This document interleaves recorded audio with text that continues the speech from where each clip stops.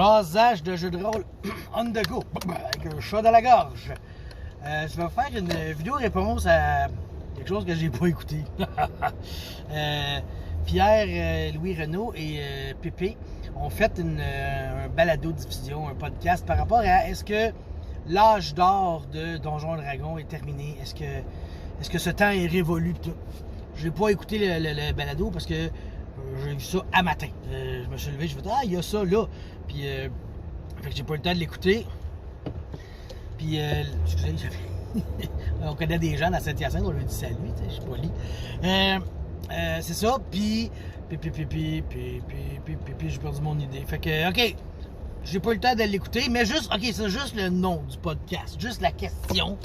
Ça, on sait à quoi s'attendre un peu, fait que j'ai dit, je vais répondre, ça vaut la peine de le faire. Bon, donc, à mon avis, c'est clair que le jeu, là, il est en déclin. Il est revenu en déclin une bonne partie, je te dirais.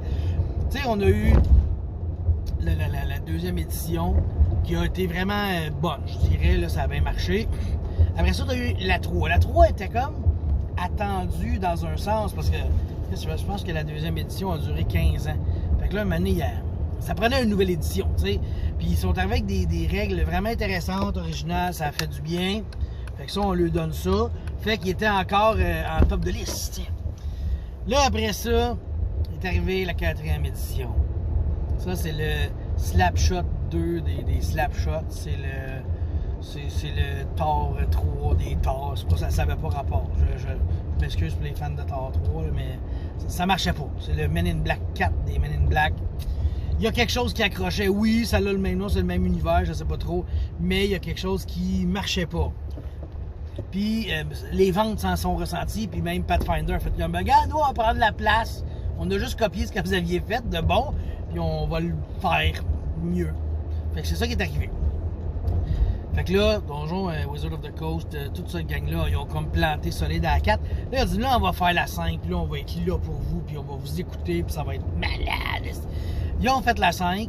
Ça a décollé relativement lentement, mais on a des Critical Role, puis des Stranger Things qui ont, ni plus ni moins, aidé beaucoup à mousser ça, parce que là, il y a plein de monde qui voulait essayer ça, qui voulait jouer. Fait que là, on s'est ramassé avec la pénurie de maîtres qu'on connaît, tu sais. Il y a plein de joueurs passés de maîtres. Bon. Fait que là, c'est arrivé, puis la pandémie, ben là, tu joues chez vous. Fait qu'il y a bien du monde qui ont fait comme, je peux essayer Donjons & Dragons de chez nous. Puis pour vrai, j'en voyais gros passer sur des groupes Facebook, genre, nouveau joueur, je cherche à me faire initier, déviergez-moi le devin, tu sais, des affaires de même. J'en voyais quand même beaucoup, là. Puis on en voit encore pas mal, tu sais. Fait que oui, le Donjons & Dragons 5e édition a eu une ascension fulgurante.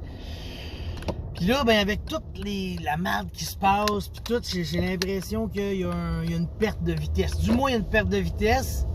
Est-ce qu'ils vont être capables de rattraper ça avec D&D Next, D&D One, je sais plus comment ça va s'appeler, là. Le prochain D&D qui est supposé être le D&D to rule them all. Je sais pas si ça va le sauver. Pour vrai, c'est comme un peu écœurer le monde, je crois.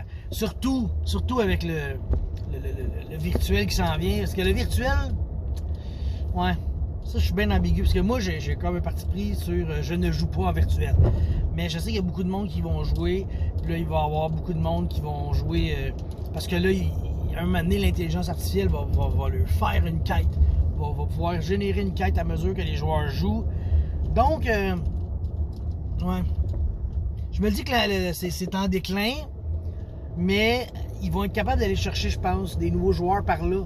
Parce qu'il y a sûrement gros du monde qui vont aimer Donjons et Dragons dans cette itération virtuelle-là, qui va devenir ni plus ni moins un jeu vidéo. Moi, je vois ça de même. Là. Tu t'en vas vers un jeu vidéo avec une bonne narration, puis une bonne, tu sais, oui, il va y avoir de l'interaction, les joueurs, puis tout, mais ça reste que ça va être un jeu vidéo. Je m'excuse, là, ça sera plus un tabletop, tu sais, ça va être un video game. Ça va être un RPG, ouais, ça va être un RPG, mais ça sera pas un RPG comme nous, on l'a connu avec le crayon, puis les faces, puis les dés que tu roules sur la table, genre. Puis même quand tu cliques sur ton piton sur Roll20, puis ça fait... Puis là, t'as les petits dés qui roulent sur la table, tu roules pas de dés, man. T'as pas idée c'est quoi la sensation du dé dans ta main qui débarque, qui roule sur la table, puis que là, t'attends, puis tu le vois, puis dans ta face, puis... Je veux dire, les nouveaux joueurs, là, c'est plate, là, mais vous manquez quelque chose. Ouais, vous sentirez jamais ce feeling-là si vous embarquez juste dans le virtuel. Il va vous manquer ce côté-là, avec le monde autour de la table. Ça va vous le manquer.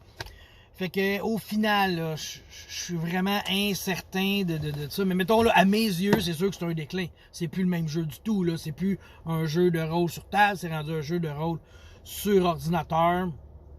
C'est comme un déclin. C'est comme la mort du vrai Donjon Dragon. Ouais, ça n'a pas été pensé de même, puis il faut pas penser comme ça. Ça peut dépanner, mais c'est pas ça. Fait que sur ça, je vous laisse, puis on se revoit très bientôt. Bye!